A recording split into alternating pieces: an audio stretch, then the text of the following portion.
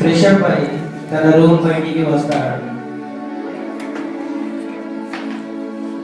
ఇంతతోనే రవి తండ్రి తనను పిలుస్తాడు.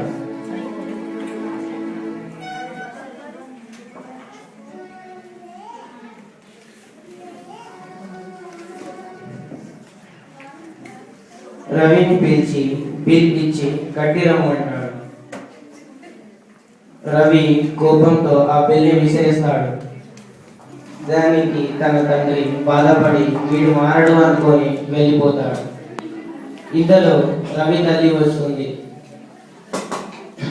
బయటకు వెళ్ళి సరుకులు తీసుకురామని రవికి చెప్తుంది. రవి కోపంతో వాటిని విసిరేస్తాడు.